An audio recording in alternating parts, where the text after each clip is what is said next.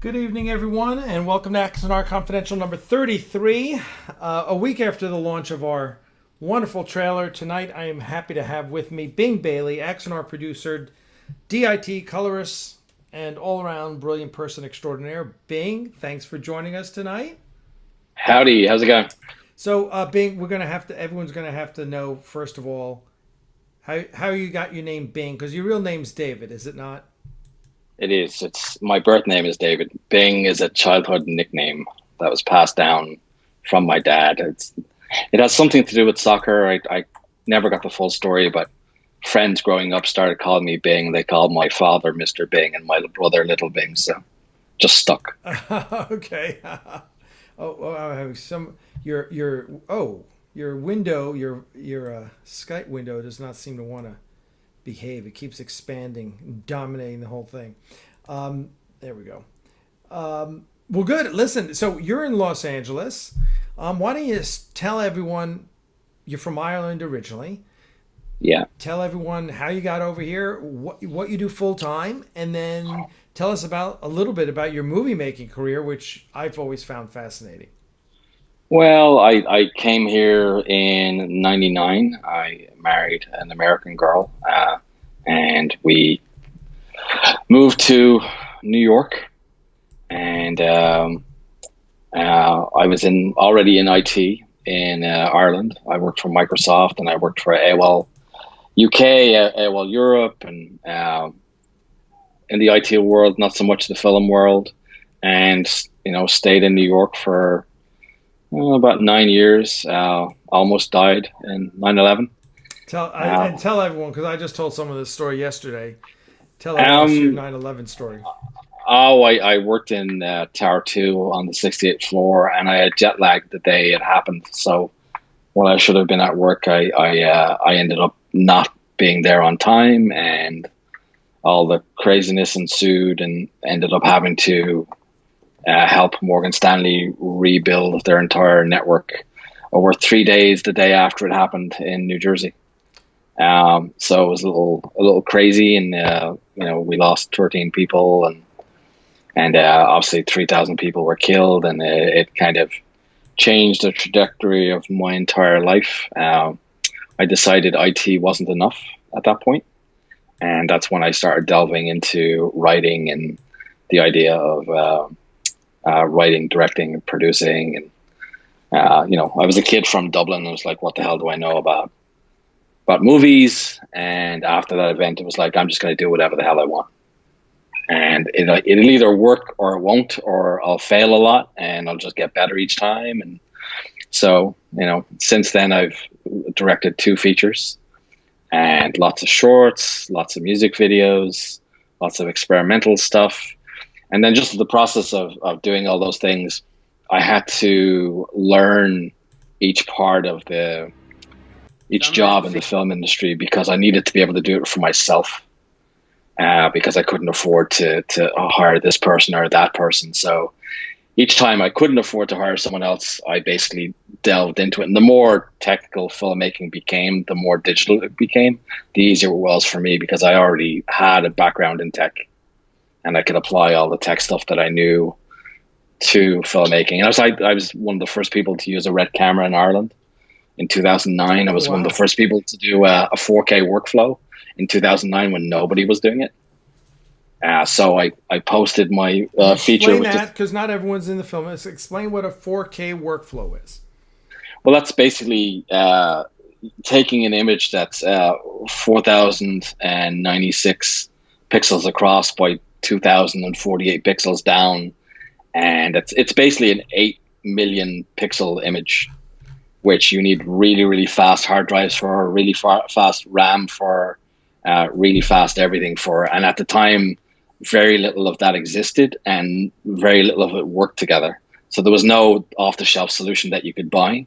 You kind of had to figure it out. And because I was already involved in the IT game, I could figure out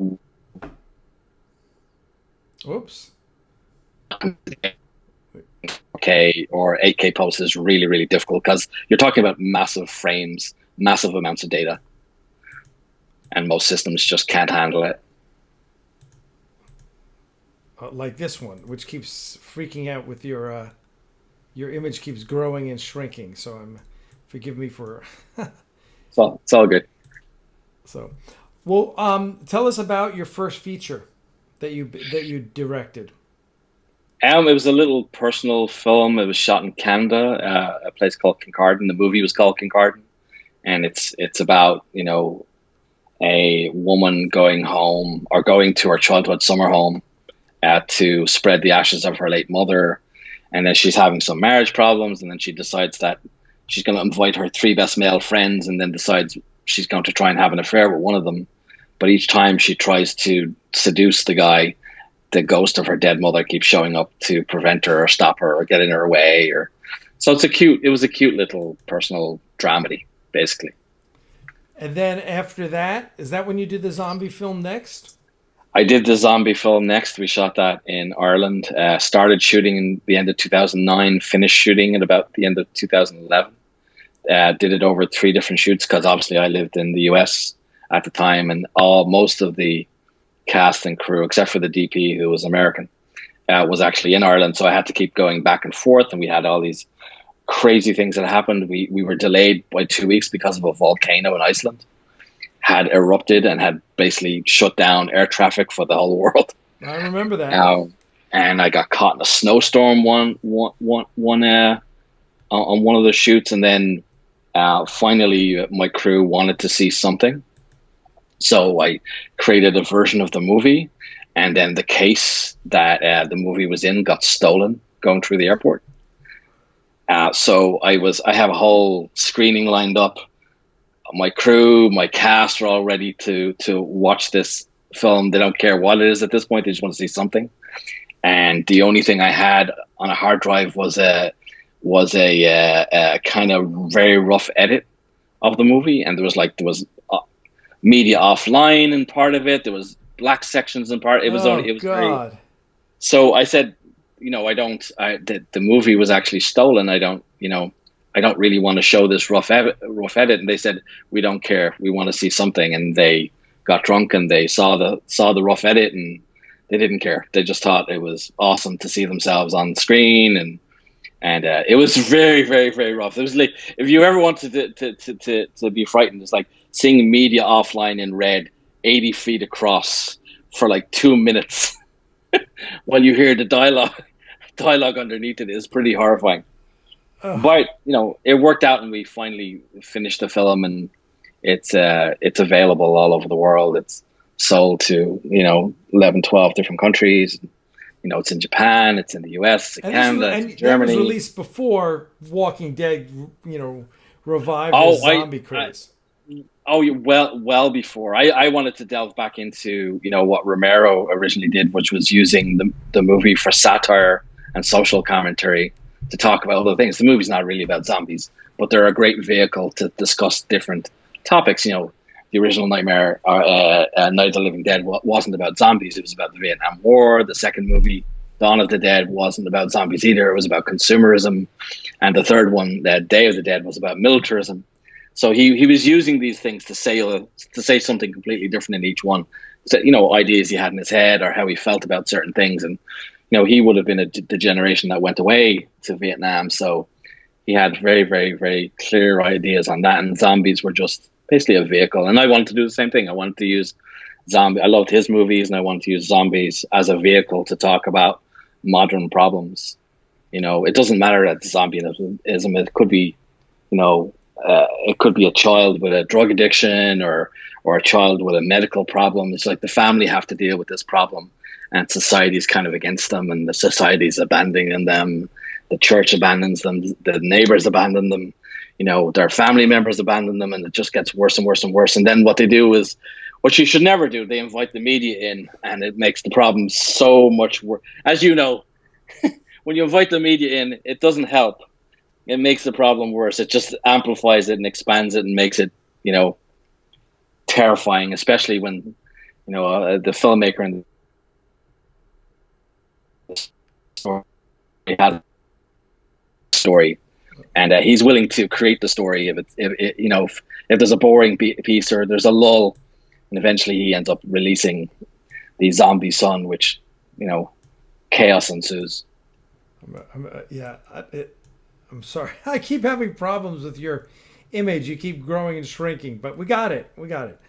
So you're a little big right now, but that's all right. So okay, so I'm trying to think. I met you on the set of Star Trek Renegades, didn't I? I think, yeah, Right. yeah. That was it. That was my first 2 weeks in Los Angeles. Oh, was it really? I had just literally driven 3,000 miles across the country in a 26-foot U-Haul, Wow.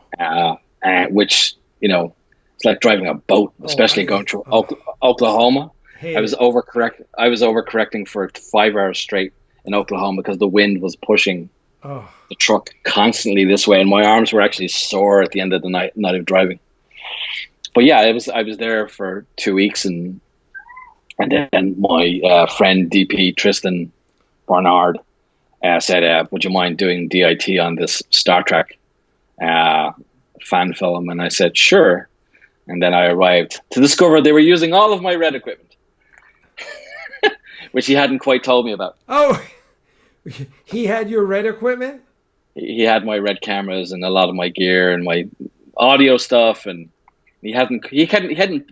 Now I know why he asked me on the show, because he hadn't quite broken it to me that they were going to use my stuff for 2 weeks. Oh god! And what kind of red cameras were they back then? That was the Red One MX, Yeah. which was, for the time, even in 2013, that was a groundbreaking camera. There really weren't any other 4K cameras available, and the image quality you got was outstanding. And as long as you lit properly and exposed properly, you could do anything with the images. You could make them as dark or as light or as gritty, to taste as you wanted. You could make any image, in fact.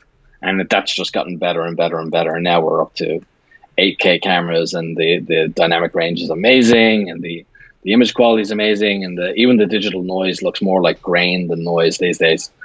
And you can get a fabulous image. You can get a fabulous image out of an iPhone. Like the latest iPhone compares favorably with like a medium format camera. Wow. Yeah, I mean the image is almost as sharp.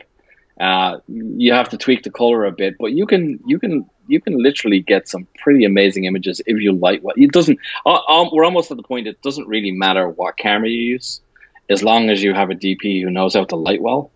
You'll get an incredible looking image. Fantastic. Wow. Yeah, and so now we're shooting. What's Red Dragon? We're shooting on Red Dragons now, I guess. There's the Dragons, they're 6K, and the Helium cameras are 8K. Really, we're spoiled. I mean, a camera that could do a quarter of what the cameras of today could do like 10 years ago cost 300 grand. And the rental of it could be like 3 to 4,000 a day. And how much? And how much does a Red Dragon cost these days? Um, it's always hard to say, because with professional cameras, you have the body of the camera, and that's about 25 or 30,000. But the body is useless by itself. You still need a lens mount, you need a display, you need an I/O box, because you can't plug anything into it. So by the time you've added all these bits, you're looking at 60 grand. Wow. Wow. Now, And tell us, how does the other one we hear a lot about are Black Magic cameras? And I know in December we're going to be shooting some BTS and such, and possibly a scene on Black Magic. So tell us about those. they're a dangerous company. That company is just, they're getting better every year. They're iterating better cameras. They're iterating cheaper cameras, like the new Blackmagic 6K Pocket camera is 2.5 grand, Holy and crap! it's already got a display in it. All you have to do is add a lens and add media, and you're away. You can shoot with it, and Oh, the image range, the menu system is really nice. So this stuff is really getting cheaper and cheaper and cheaper. And really, at this point, there's no excuse for having bad images. There's none. Right. because the price points of the cameras, the professional features of the cameras are such that the only thing that's going to differentiate you at this stage isn't the tech, it's the quality of your story. And Because good lighting. anybody, and good lighting, anybody is going to come along and use one of these cameras and get a really good image out of it. How good is your story? How good is, and your sound? Sound is often an afterthought for a lot of productions, and sound is like True. 60% of your image. People will, they'll put up with all sorts of really crappy images, fuzzy images, gritty, dark, grainy images. They won't take bad sound. They'll walk out of a movie that has bad sound. Well, and it's amazing how important. I was just talking to our composer yesterday, and it's amazing how many people talk about the music of Prelude to Axanar. And then they talk about the sound. All the great stuff Mark Edward Lewis did with the sound design of the ships and all, and Yeah, people notice that stuff. the great thing about the score is it's old and new. It merges some of the melodies of the original Alexander Courage stuff, but it gives it its own flavor of new, goes slightly new directions. But you have the best of both worlds. You have that that classic stuff, but you have and taking it in a new direction, and it's interesting. And I think in the teaser it works really, really, really well. No, it does, and everyone should know. Bing, of course, edited the teaser trailer that we released this time last week, and did a fantastic job. And I it's interesting. I try and read all the comments that are posted on our side on it, and everyone's really excited. I think that 95% of the people were really excited about it, and which of course is great. We love it. A couple people were like, "Well, what's up with the uniforms? Why are they?" And I was like, "Okay, folks, this is before the cage. We can kind of do whatever we want, right?" But a couple people were like, "Well, that didn't tell me much. It was so short." It's a teaser. That's the idea of a teaser trailer, people. It's a teaser. It's to get you excited. It's to give you some footage, and to give you it's not to tell. A teaser doesn't tell you the story. A teaser tells you the emotion of the piece, what kind of emotion it should elicit, and where it goes back and forth. I know I read some of the comments myself, and I read some people said, "Well, what does this have to do with a war film?" And I'm like, all of the tech we have right now, all of it came out of DARPA, which is military. The Yeah. CPU, chips, the space program. We didn't go to space because we wanted to explore space. We went to the space because we were terrified that the Russians would get there first and create space weapons Yeah. to attack us. We didn't. So it's like saying, what's this got to do with war? Everything. Because a lot of our Teflon came out of the space program. CPUs came out, microchips came out of the space program. The internet. The internet was a DARPA program so you could fire missiles when missile sites were knocked out. What does this have to do with war? Everything. Because when technology comes along, it comes along for two reasons. Actually, three reasons, but the middle reason doesn't exist anymore. We don't have kings and queens, funding stuff anymore because they don't exist. So you either get an economic return on something, which, private companies won't do because research is expensive and you're never guaranteed anything will come out of it, or you're terrified because of defense reasons and you need a technology to stay ahead of whoever your perceived enemies are. So to say, what does this have to do with a war film, or what does the 60s have to do with anything? Star Trek happened in the 60s. Kennedy started the space program in the 60s. It's all connected.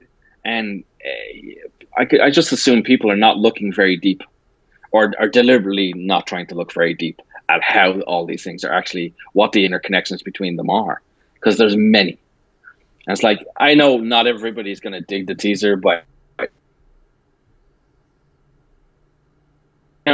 it connected to the past and connected to the future. And that's why you have the split right in the middle of the teaser where the sun comes comes up and gives you a lens flare. It's like we're in the past and now we're shooting into the future, and Axanar is the future, and there is a connection between the two. But there's a definite fulcrum where it switches and turns, and when the music turns, and the it comes up, and there's a fanfare, and it's exciting, and they're under attack and they're trying to get away, and it's not supposed to tell you the whole story. It just evokes a feeling and emotion. And for 95% of the people who watched it, I think almost 80,000 people at this point, it did evoke an emotion from the comments that I saw. Yeah. No. I think it's. I think it did a great job of that. It did, and I love the shot you chose of the Ares rotating, and then and we see it's the Ares because hey, like I've said before, it's the Ares is like the Enterprise. It's a character, right? It's its own character, and we expect to see the Ares. And once we see the Ares, we know Garth's not far behind. I mean, those visual effect shots are just absolutely top notch.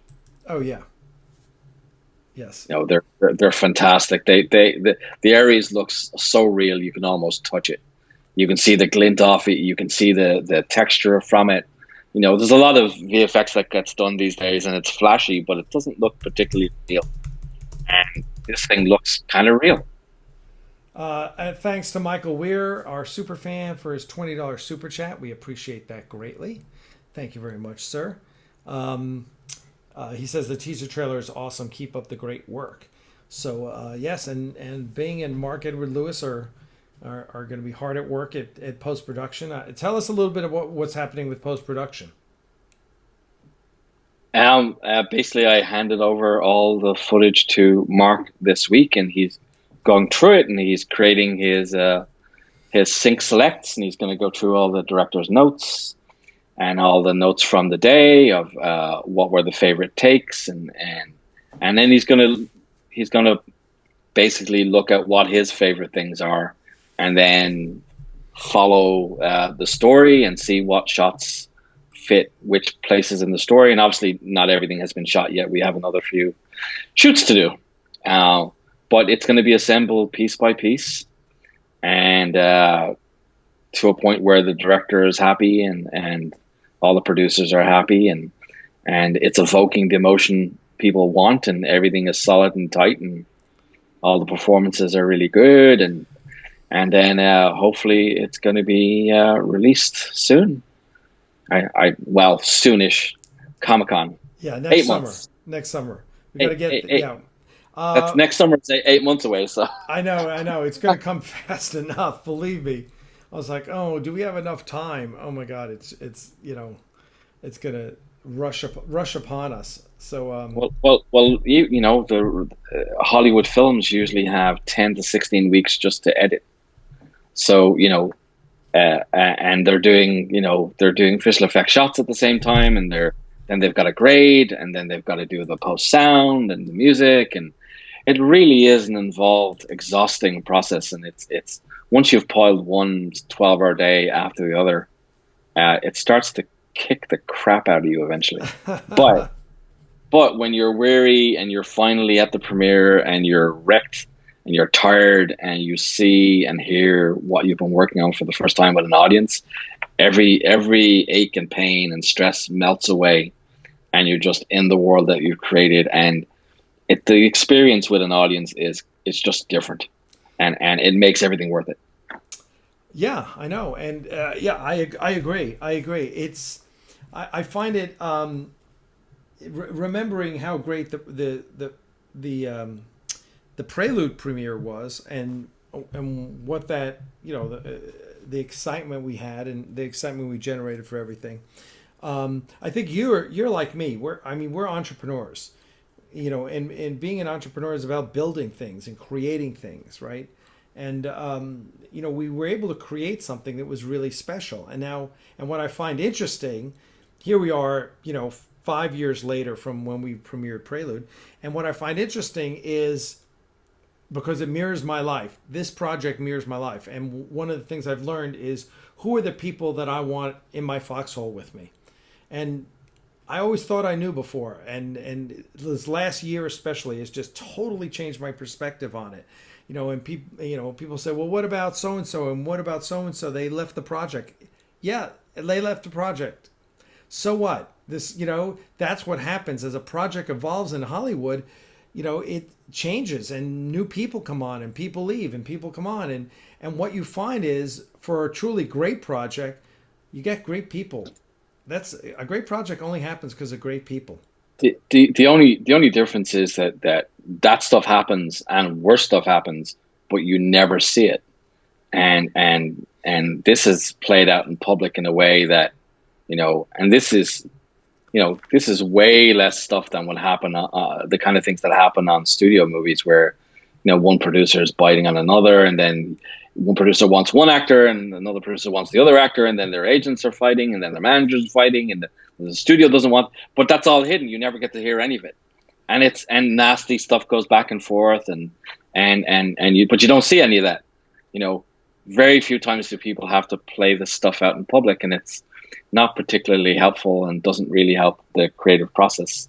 But it's out there, and it's there, and people came and people went, but the main thing is stuff is still getting created. It's very easy to criticize and very hard to create. And creation is an act of will. You create things as an act of will because, if you don't believe in something, it'll never get done. And if you do believe in something, you're going to do it no matter what happens. That's exactly right. That's exactly right. Listen, I have said that now for literally years now, in that people say, will say, oh, the haters, of course, will say, oh, you're never going to finish Axanar. I mean, I don't know.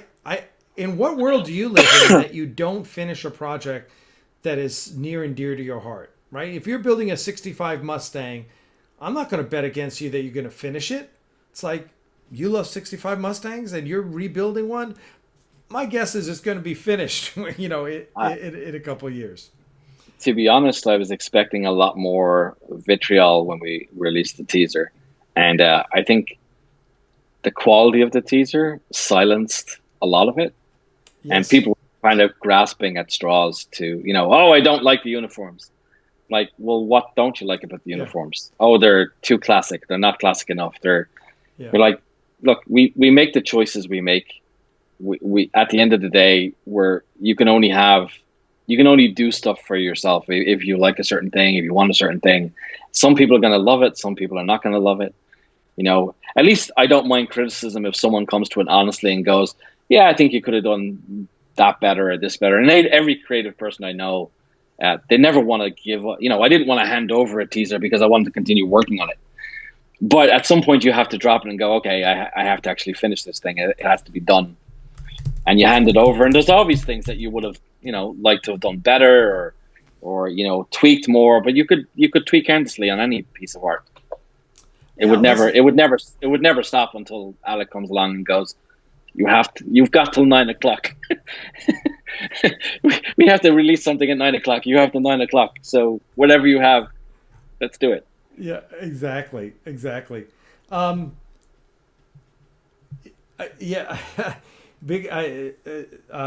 is Stogie who says biggest change in Alec's life is he has more real friends now. Then I won't even finish the statement. But listen, one of the things that this has taught me, it really has taught me a lot about what a professional is.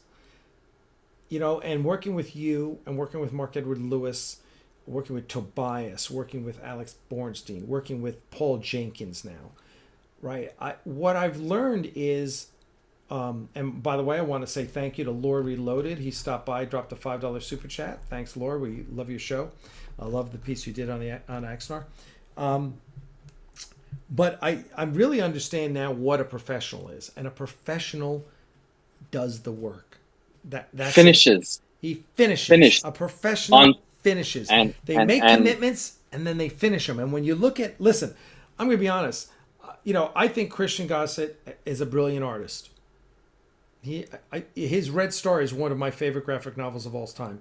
I have signed. He gave me signed copies of them. It's great. It is a brilliant graphic novel. He can't finish. He left the project because he wouldn't do the work. Okay, whatever. No, it doesn't mean you're not a brilliant artist. Just means you're not going to be a professional director. You're not going to make your living doing this if you can't commit to something and then do the work. That's really important. And I'll say the same about Rob. I think Rob's a brilliant editor. I lost your image again. I think Rob's a brilliant editor. I really do. He can't He make a is living at it because he can't finish. He can't for take a pre, job and finish it. And pre you know he did edit Prelude. Prelude was pretty good. It's pretty fantastic. did a great All the stuff. job. Did it? All the stuff in it is really good. I mean, you can't you can't fault his editing skills. He's a really good editor, and he's a really No. good storyteller. And And I tried for years to get him to get his shit together, and he couldn't get over himself. And I'm sorry because I think and he's a blast at parties. He's great. You want to talk with someone, he does. He's fun. He knows films inside and out. It's oh, great. his knowledge of films Oh, and Star Trek is encyclopedic. it's fantastic. He can probably tell you the serial number on the nacelles. I mean, Yeah, yeah, he knows it all. He knows yep. every aspect of it. But there's a reason he can't make a living at editing. He won't finish, right? Just like he didn't finish our work, he won't finish. And this is over and over. Was the thing I found with the people and ironically, the people who don't finish are then the ones who take off. And remember, there's Rob's the one who told me two rules in Hollywood. First two rules in Hollywood: if you leave a project, shut the fuck up. Don't talk shit about the project once you leave. That is just like number one goal, unwritten rule in Hollywood. If you leave a project, you don't say a word. Second is, don't criticize other artists' work, right? You're a director, you don't criticize them. You don't hear Scorsese talking shit about Spielberg or Spielberg talking shit about, James Cameron. They don't do that. You don't do those things. And I think the talent that has left our project that has done both of those things, I think this is another reason that I don't consider them professionals. It's like those are pretty basic rules that even an amateur like me knows about, and you need to follow up. So when I have you back, when I have Mark Edward Lewis back, when I have, we have professionals back on this thing, and I am real excited about that because I know you guys are going to make sure everything's going to happen. I have no doubt that Mark is going to do a bang up job in post and editing, and I know you're going to do a great job with color and just, I mean, you're for those of you out there who don't know, if you haven't heard me talk about how much I love Bing for the past 5 years, you haven't been Yeah, listening. yeah, yeah. He loves me so much. He's going to make sure I have no sleep for the next 8 months. I'll try my best. That's really up to Mark, and that's why I flew you out and I flew Mark out because you guys are, you guys will make it happen. Listen, I always say, Rob told me this, and I always say it. Rob was the first one to beat it into my head. He said filmmaking is a collaborative effort. And it is. It is a collaborative effort. It's not. Axanar may have Alec Peters' name written all over it, and I may be the face of it, and I may have written it, but it doesn't happen because of me. It happens because of everyone on the It's team. it's impossible to do this stuff alone. You just can't. Yeah, And you shouldn't. You're not going to be the best person for every job on a film. You're not. You're not going to be. I wouldn't make myself the choreographer on a dance movie because I don't know shit about dance, but I'll hire a person who does. right, right. Hey, listen, a couple of super chats. We want to say thanks to Trey from Axanar Comics. He says the Gathering Storm teaser trailer was phenomenal. The best part about it leaves you wanting more. Just like Prelude. Axanar, pound hashtag Axanar lives. And then Will Borrero says thank you, 999 super chat. Thank you, Will. Thank you so much, both of you. Thank you. We appreciate the super chats. We really do. And so yeah. So listen, I think that. Oh, by the way, there's 49 of you watching right now, and there's only 34 thumbs up. So whoever's the slacker out there, get to it and give us the thumbs up because we don't want to gap. Let me ask you, what is your expectation? What will make you happy about the next two episodes of Axanar when we release them? What is you're gonna be able to say? It's If well, what? it's already. See, we didn't have bridge set previously, and that set is amazing. That set's incredible, and that thing adds Yeah. so much production. It's incredible in person, never mind on film, and it adds so much production value. We didn't have that for Prelude. We had a lot of green screen.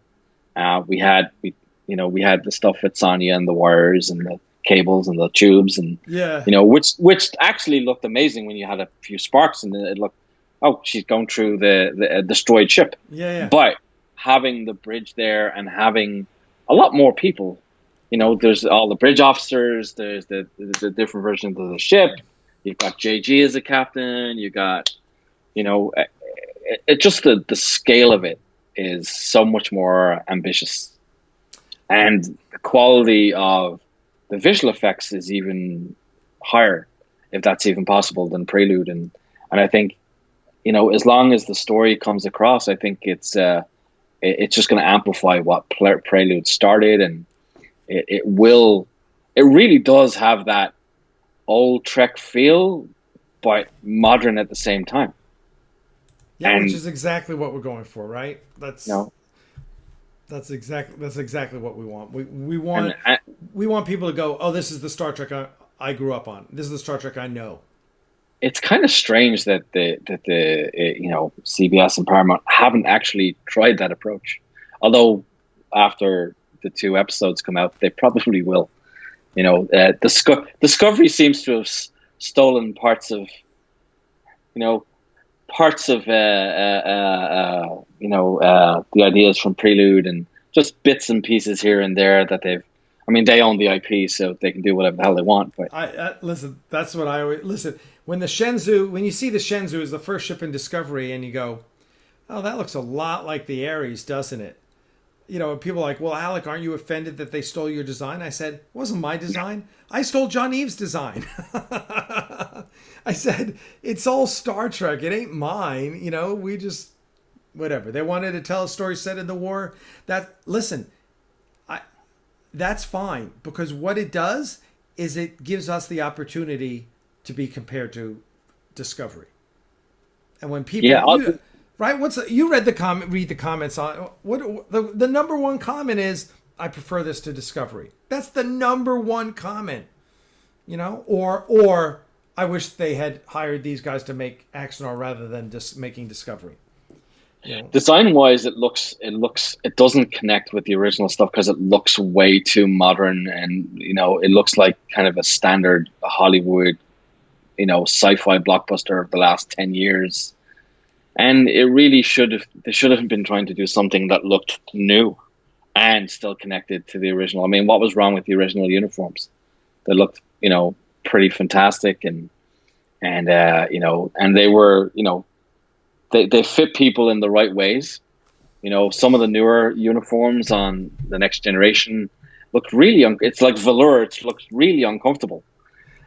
Yeah. I've read things about the actors saying that the uniforms stank, and they had constantly had wet patches under their arms. Oh God, yeah.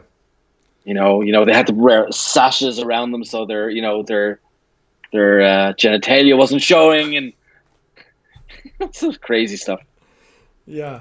Well, listen. I think this is what we have done well, and we'll continue to do well. Is we are, we're not slaves to canon, but we honor it, right? We're Star Trek fans who honor what came before. Listen, my biggest beef with Discovery has always been that it doesn't look like it's part of canon. It's like it should have been set after Voyager. And now what are they doing? Oh, now they're set 1,000 years in the future. Well, okay, maybe you should have started there, right? Why wouldn't if the premise is that the Federation is no more, it seems like that's the premise of Discovery. Fine, why don't we start there? Why didn't we start there? You could have started with Discovery popping in and spatial anomaly. We're 1,000 years in the future. And gone from there. But it just didn't work. And plus, the whole Klingon production design was just horrendous.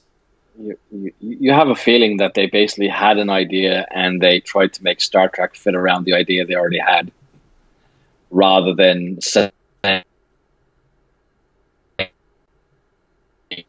series How could we riff off of this? You don't necessarily have to have the exact same designs, but you want something that fits comfortably in with some of that stuff. And not that you have to have, you have modern looking monitors, but they're still monitors. They're not holographs.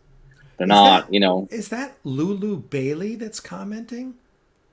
probably I is wonder if why. that's related to you. Good filmmakers will bring you on a journey watching the characters. Master filmmakers will make you forget you're watching a film and transport you into the story with the characters. This is the latter. Well, thank you, Lulu. We love you. I know he says that to you all the time, but I'm just happy he's got a great woman, and we can't wait to see you here in the United States. Lulu is, of course, Bing's wife, who's lovely and smart, and we're can't wait for her to get over here from Ireland. So thanks. It's great to have you here, Lulu. Dalek Dalek 2150 $5 super chat. Will there be a Garth maneuver? I don't know. We haven't thought about that yet, but Yeah, yeah. there was certainly, as you can see from this photo up here, there was a lot of Picard maneuvers going on where we're pulling down our tunic all the time. yeah, Um, yeah. interesting. The Garth maneuver is getting Axanar finished. Yeah, there you go. There you go. Here, I'll talk about let's talk about the costumes real quick. Um, you know, we weren't happy with them. I gotta be honest. I had lunch with our costume, one of our costume fabricators here. I don't know what her official title is, and we talked about it. And we just said, you know what, we should have gone with the original series fabric. We changed the fabric to this fabric, and neither she nor I were happy with it. We didn't like the way it hung on the guys. Looked a lot better on the girls, but they're girls; they always look better. Also, the pattern was a V-neck, and we really didn't get a V-neck out of this. So we're going to be actually making some changes moving forward on the costumes. Of course, you don't see these costumes that much, but nonetheless, there's it's for me, being that I was in charge of the costumes. I'm really, I'm disappointed. I would have, I think they look good, but I know we could have done a whole lot better. Can you buy these costumes? No. No. Oh, can fans? Yeah. Oh yeah. As a matter of fact, I've got 100 of them downstairs. I even brought a sample up with me. Here's one of the female ones, and so people donated for this. This is a female red, right, tunic, and yes, I think the donors were donating like $400 for a tunic, and the tunic, or 350 something, and the tunic comes with trim and with a patch and everything. And I will say, they look dynamite on women. They look great on women. Guys, you just got to get a bigger size because you don't want it too tight. That I think that was the biggest challenge with the costumes. They were a little, sizing wise, they were a little too tight, so we had to make adjustments to them. And I think they look great, but I am such a, as anyone who knows me, I am such a costume freak. You want actors to be comfortable in the outfits as And well. these So stretched. This is the beauty. Is this fabric is great. I mean, first of all, the colors, the blue and the red, are amazing, amazing. They're so vibrant, and it stretches, right? And you want that. You want the stretch because it fits better typically, and it's cooler because it breathes, right? That TOS fabric does not breathe, and it sucks. But what was that? Was that velour, or what was that yeah, it was fabric? like a velour. It was a velour, and it was just ugh. And So, under modern lights, not so bad. Under those old studio lights, you would oh die. You yes, would you would die. Yeah, absolutely yeah, yeah, die. yeah. Another reason they're better Like here. Um, so like doing hot yoga on the bridge. yeah, um, yeah, yes. Oh yes, Japham says maybe instead of the Garth maneuver, we will get an Alexander maneuver. Yes, there is an Alexander maneuver in the script. And by the way, I just reviewed this script for the because of course we're turning the full length movie script into an audio drama, which Mark is producing, and it's pretty damn cool. And J.G. Hertzler is narrating. So I went through the script that Mark put a narration in because it didn't have a narration. So Mark put a narration in, which we then got JG to agree to do, which was awesome. Um, and so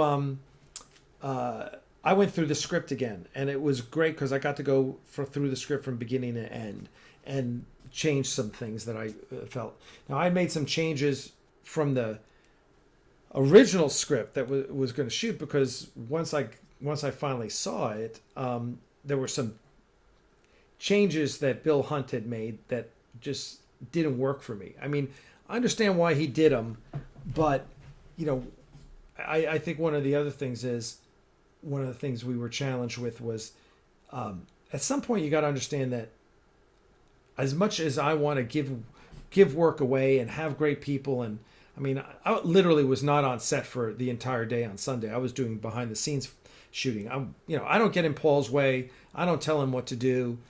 It's not my job, right? Just like I don't get in Mark Edward Luce's way. That's post production is him and Paul. You have to hire good people and leave them alone and let them do their thing. That's really important. But at some point, it's my project, people. Remember that, right? It's like I am the keeper of Garth and the story and all these things. And, there's certain things. So, Bill Hunt had basically taken the Ares out of the second half of the story. It's like it came back after the Battle of the Gas Giant. It was so wrecked, so they had to pull Garth's old ship out of mothballs. And I was like, well, that makes no sense. They just give him another Ares class, so they're not going to give him an old shitty bucket of bolts. They're going to say, oh, let's just slap a new name on this, or move your crew over to this, to the Atlas or whatever the Ares class is. So that didn't work for me. So we changed that back. And you work it into the story. So, okay, I see there's a value to Garth's ship in the final battle isn't the badass Federation ship. It's got to kind of hang back and stuff. I was like, okay, get that. Works in the story. And so there are other ways to tell that story, right? It's kind of like, there's always multiple ways to tell a story. And then, and Bill wanted to kill that guy, Tanaka. And I was like, you can't kill Tanaka. He's in the 4 Years War documentary. And Bill and I went back and forth in a very friendly way. I mean, Bill and I had a good rapport, and I said, you can't kill him. Kill someone else. If you feel it's important to kill someone to make the battle cost Garth, okay, that's a writer's choice, and I can respect that. It's not going to be Tanaka. What about Tara, his mentee, right? His protege. He said, no, it won't work. It won't work. Well, I had to go back in and rewrite the script and make it Tara that dies. And when I read the script, Mark, this is last Saturday, I'm reading the script because JG was going to be recording it. And I read the script beginning and end. And when Tara kicks the bucket, man, I was moved. I was like, this sucks, man. And, meaning I didn't want that to happen. So I think there was a challenge in that Paul changed something in the 4 Years War script, changed something really important, very important in the 4 Years War script, but he felt very strongly about it. And I'm like, okay, Paul, you feel strongly about that. Paul, again, Paul and I had a great rapport. I was like, okay, Paul, you're the writer. You feel that has to happen. Okay. So I'm going back to the script and I go, well, this fracks up the entire end of the full-length script. I'm going to have to spend like 4 hours rewriting this and this and this. I'm like, oh, God. And then I was like, oh, wait a second. No, I don't. I don't have to do it because of the way he rewrote it and some lines that Korax had. I was like, I don't have to change a thing. This is going to work perfectly. So there's a discrepancy between the full-length audio drama and the 4 Years War. And I'm not going to tell everyone what it is. I'm going to let you guys find out. But it's like when in Prelude to Axanar, some of the hardcore fans are like, oh, Alec, the Constitution wasn't built around Axanar. It was built around Earth. And I'm like, I didn't say it was.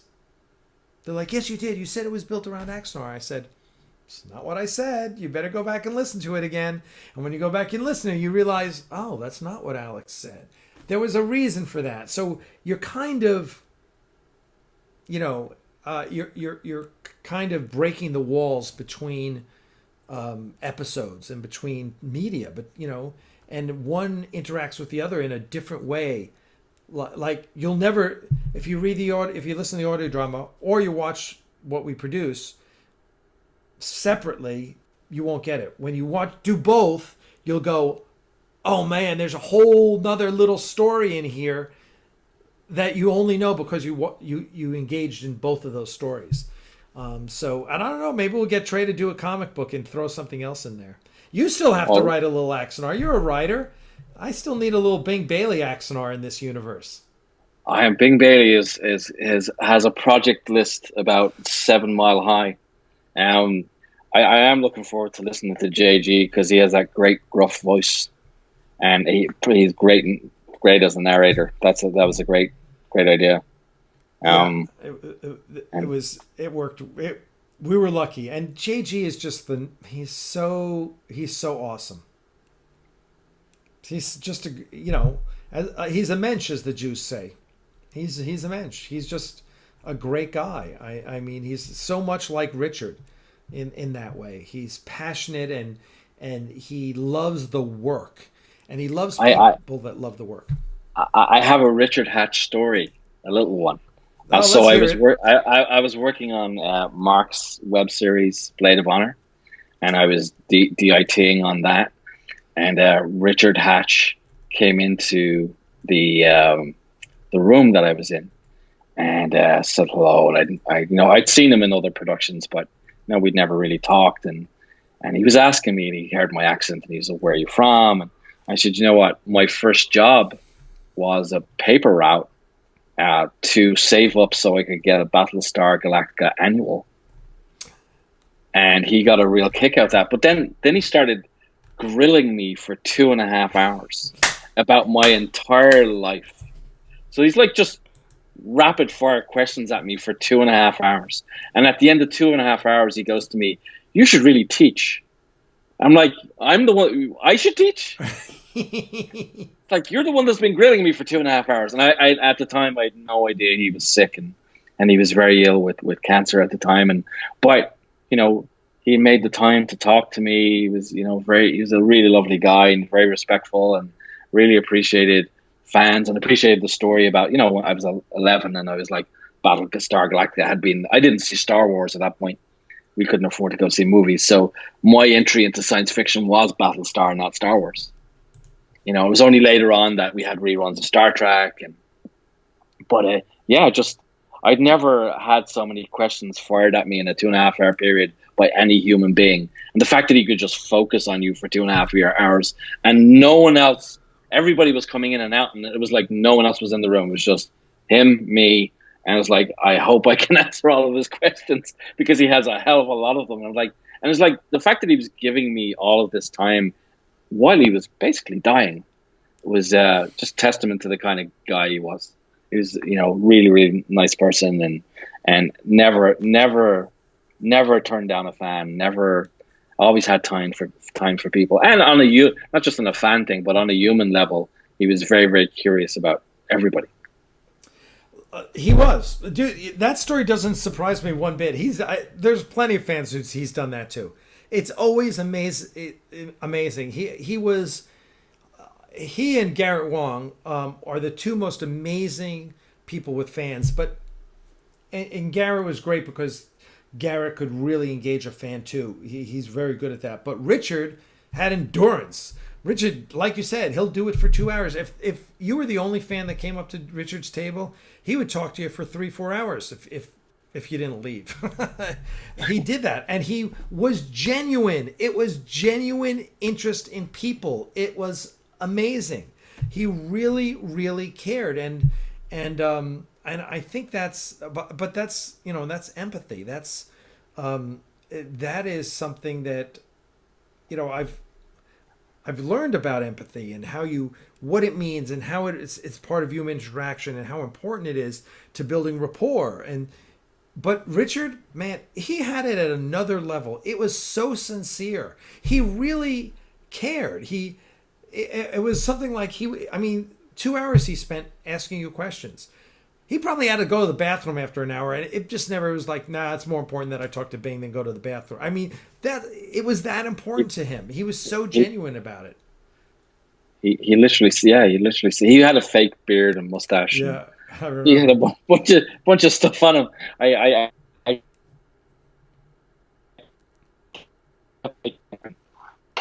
Oh, we lost you there. I said I kept making because he had the fake beard and mustache. I kept making jokes about Colonel Sanders and Space Chicken, and he thought that was hilarious. Oh, it was a Colonel Sanders beard. It was. It was. It was. I know. I know why Mark did it too, because I kind of gave Mark shit about that. And I was like, and that's when I brought the world my space chicken.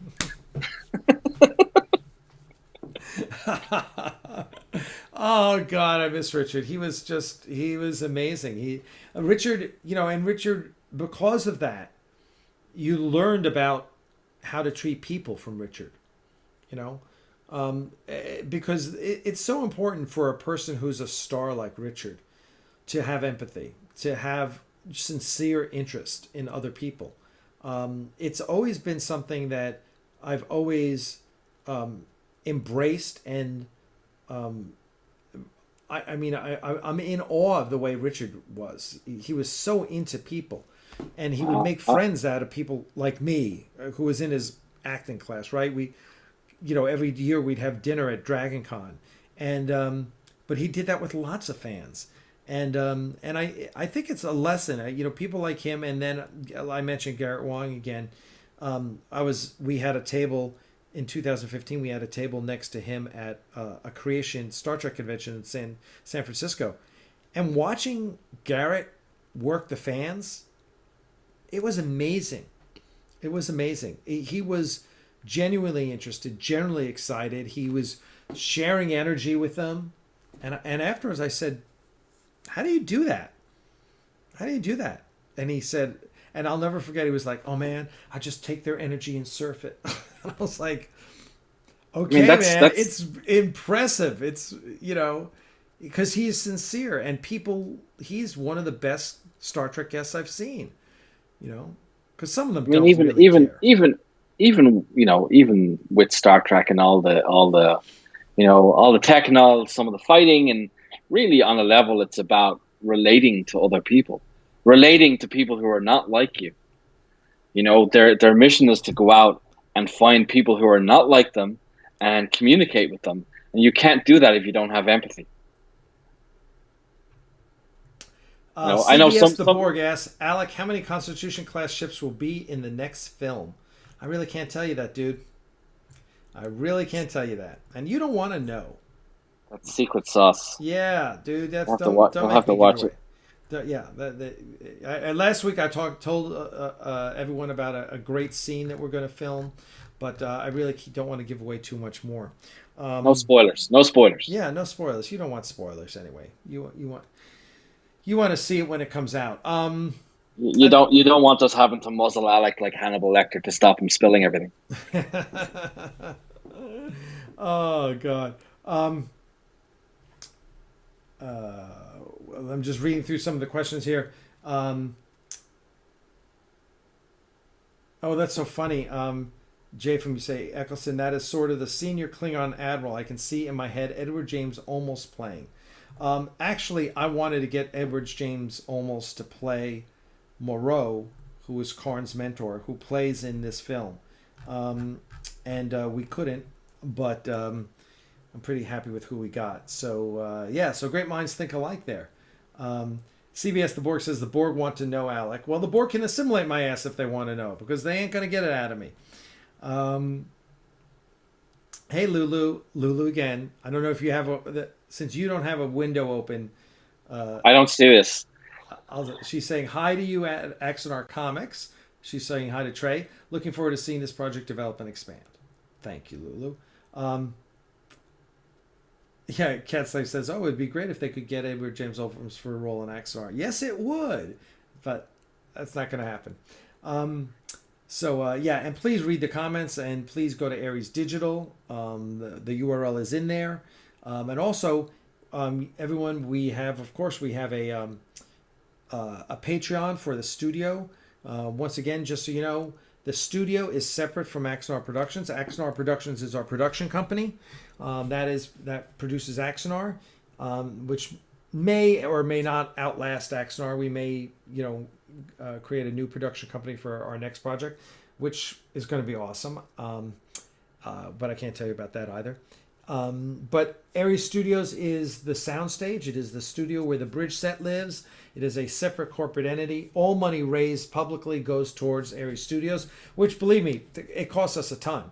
And we're in the hole every single month. So if you're donating money to us, like in a super chat here, or if you want, oh, by the way, I will mention, because some of you kept asking. Didn't we have them up here? Some of you kept asking. Oh, here we are. If you're asking. Dun, dun, dun. Here we go. Some of you wanted this. Some of you have bought this already. This is the USS Aries hat, which is the one I wear, of course. We also have the USS Hercules hatchpat, JG's, that's Sam Travis's ship. And we just got in Sonia Alexander's USS Ajax. The hats are $25 postpaid via PayPal. Donate at it's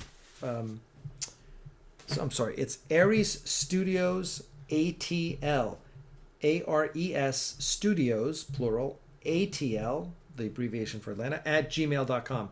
Aries Studios ATL at gmail.com. They're $25. I will ship them out the next day if you send us a contribution for the studio. There was, what was the other thing? Oh, last thing I'm going to do. I don't think Jonathan's here, so maybe I should wait for Jonathan. Huh? Don't wait for Jonathan. This came in the mail yesterday, day before yesterday. These are the patches, the brand new patches for the USS Artemis, which are like double. Okay, there's 2 packages in here. So I haven't even seen these. I haven't opened them up, but here we are. Here are for the first time. USS Artemis, and it goes like this. Yep, there we go. So Artemis is the goddess of the hunt and the goddess of the moon. So it's kind of got like a stylized crescent moon here. Stylized crescent moon with an arrow. That's supposed to be like an arrow. And then like the moon. So anyway, I missed my chance to swipe some swag when I was on set. Dude, what do you want? I'll send you whatever you want. Did you not get anything? What size T-shirt you wearing? 2X. 2X? I'll see if I have any 2X. We didn't order any 3X, and everyone's like, actually, not for me, but for Lulu, small. Oh, Lulu can have whatever she wants. I like her way more than you. Yeah, no, we'll get offline, and tomorrow I'll send you a swag bag with T-shirts. I don't know if I have your size, but I definitely have her size. So I'll send you that stuff, and I'll send you a set of all the patches, and I'll send you whichever hat you want, whatever. So hey, Paul Osborne is here. Artemis badge is an essential part of the Klingon symbol. Oh, I see what you're saying. Okay, yeah, that's right. It kind of is. CBS The Borg. Alec, I do got one more question. Why don't you make ships look like tribbles and then the Klingon would run away? And probably CBS. Alec, here's the inevitable TAS, the anime style animated Axanar film using the audio track. Have we ever played Star Trek Online? Yes, I played Star Trek Online. I got a lifetime membership back in the day, before they went free to play. But I haven't played lately. But I hear it's awesome. We have lots of people who play, and they say it's awesome. What was that he said? They want to animate the audio drama? I don't understand. He said, here's to the inevitable animated style Axanar film using the audio track. Oh, so I guess use the audio drama. Oh, so someone... Right, use the audio we can't do drama. that. Someone else could do that. Yeah, and then just someone else animate it. could do that. We can't do that. That's a great idea. I mean, if we could get someone who wanted to do that, that's another thing that needs to be, that hopefully technology is making easier and easier, is that kind of animation. So we'll see. All right, listen, everyone, it is getting that time. We try and stick to an hour, and we're over that for now. Thank you, everyone. Thank you, everyone who donated in the super chat. Thank you to our good friend and guest and all-around amazing guy, Bing Bailey, producer of Axanar. And we'll see you.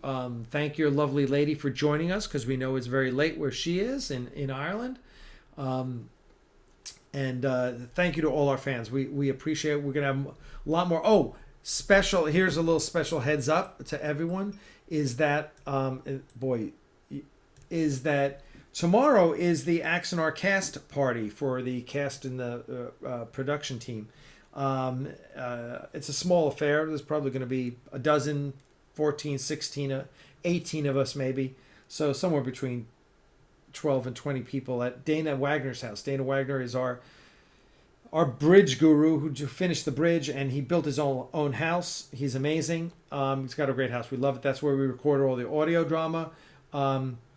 Anyway, we're going to try and do a special edition of Axanar Confidential from Dana's house. I'll be advertising it tomorrow, so everyone pay attention. We're probably looking at a live stream around, I don't know, probably around 8 o'clock or so, because that'll be after dinner when we're all pretty well liquored up. Bringing over a really good bottle of Fire in the Mountain cinnamon whiskey, along with some tequila. And so we are all going to jump online from Dana's basement and have just an amazing half hour, 45 minutes, whatever we can muster, just all the cast and crew and you guys. So I'll be sending out a message about that first thing in the morning, so pay attention to that. And you will not stay in your box, Bing. So thank you everyone. Stay tuned for that. Stay tuned for more information. If you haven't already, please donate to Axanar and make it all happen. We're doing well. As a matter of fact, I just lowered the estimate because I did the finances today, and we need $60,000 to cover this past shoot and what we're about to do in December. So $60,000 covers it. So we lowered the number from 70, and we're almost there, halfway there. We were at $25,000 this morning. So there you go. So I'm going to have specials this weekend if you donate, and we'll look forward to seeing you tomorrow night. Stay tuned for the time. Probably going to be 8 o'clock Eastern, and we'll just have everyone from the cast and crew who's at the party come on, chat with you guys, and it'll just be an awesome time. So until then, Bing, thanks as always, my friend. I worship at your altar. You are the man. Between you and Mark, I am one lucky producer. Thank you so much. Say hello to your lovely Lulu, and we will get you some swag. And to everyone else, as always, live long and prosper, and we will see you tomorrow. Thank you all. Bye.